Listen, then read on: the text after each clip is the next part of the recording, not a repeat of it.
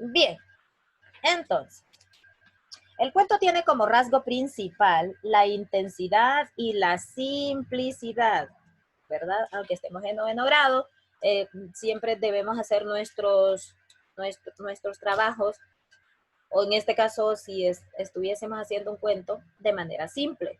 ¿Por qué razón? Porque no sabemos al auditorio a cuál va a ir dirigido, ¿verdad? Siempre les digo, si fuese para los niños de la prepa, usted tiene que hacer algo llamativo, ¿verdad? Con material didáctico y todo eso para que al niño le pueda gustar e interesar.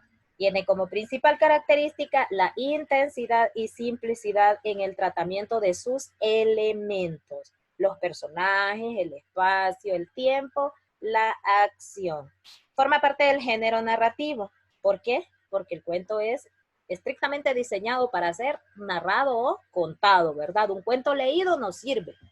Usted para hacer cuento tiene que memorizarlo para poder narrarlo o contarlo, ¿verdad?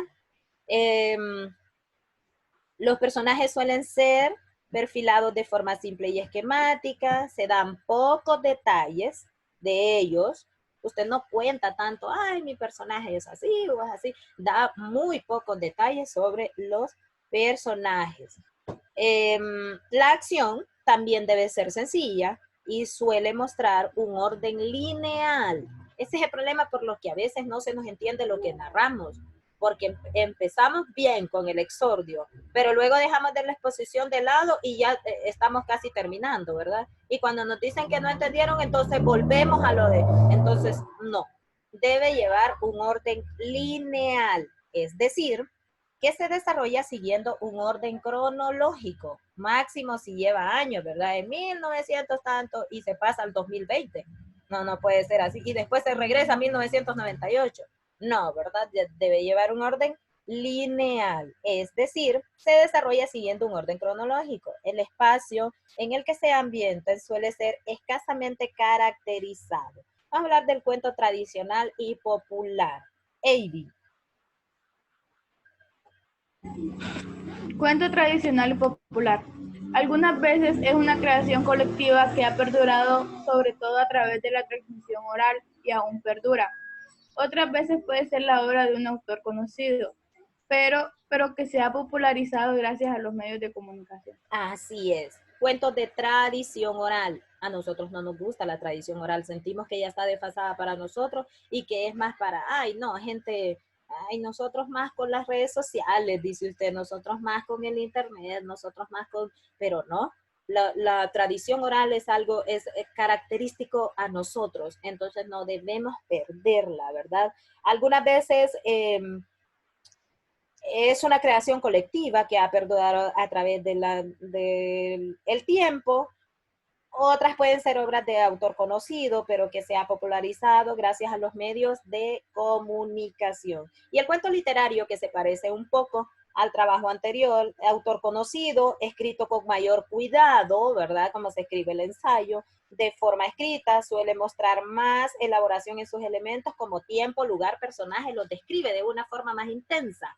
En el cuento literario ya se describen más los personajes, ahí sí cuenta su yo, cuenta cada uno de los personajes que van realizando la trama. Pueden distinguirse eh, tres tipos fundamentales de cuentos, Sofía.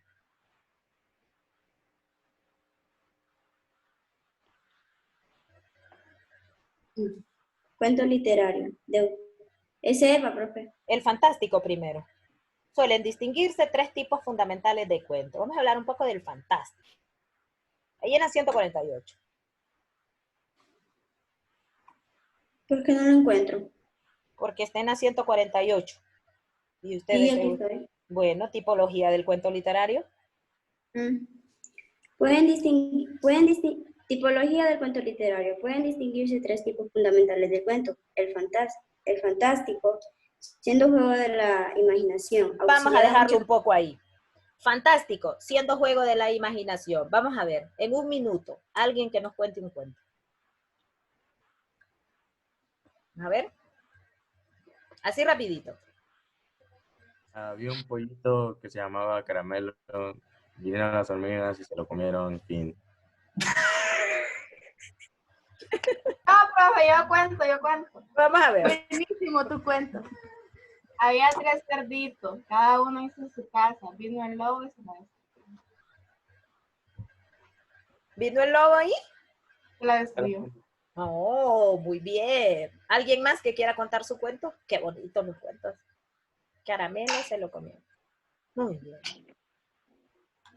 Entonces, fantástico.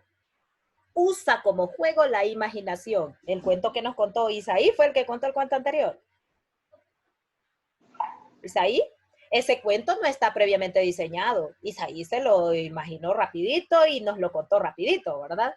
Entonces, producto de su imaginación. Sigamos, Sofía.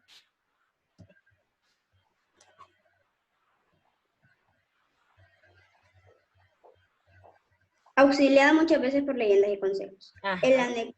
El anecdótico, Sí. que gira en torno a un hecho o dicho significativo o ingenioso. Ajá, una anécdota que les haya pasado a ustedes que nos la quieran contar en un minuto. A ver, cualquiera. Pues fui a comprar agua en una feria y me asaltaron. ¡Ah! Ay, terrible, anécdota negativa. Vamos a ver, pero igual son experiencias vividas, ¿verdad? Son experiencias vividas. Que cuando Jeffrey vaya a la próxima feria, no va a querer ir a comprar agua porque sabe qué es lo que pasa si va a comprar agua. Sigamos, Sofía. Y el doctrinal o didáctico, con moraleja deducida de la historia. Este último constituye una variedad de fábulas. Eso es. Las fábulas ya conocemos, generalmente animales que adoptan posiciones de humanos como si tuviesen vida y al final nos deja un consejo. Ahí en la página 149 nos aparece el esquema estructural del cuento, planteamiento, nudo y desenlace. En el planteamiento es la parte inicial del relato, donde se proporciona la información necesaria para que se desencadene la acción posterior. Y en el nudo, momento de mayor complejidad, donde todo se enreda, ¿verdad? De la historia y donde se continúa lo iniciado en el planteamiento. Y el desenlace, episodio final, en el que se resuelve o finalizan los conflictos. No siempre se resuelven, a veces quedan sin resolver, ¿verdad? A veces el final puede que quede abierto, es decir, puede ser que más adelante le busquemos la solución a este problema. Aparecen las características del cuento. Vamos a ver quién nos quiere ayudar. David, ¿tiene el libro? Sí, por favor, nos ayuda con las características del cuento fantástico. Okay. Características del cuento fantástico.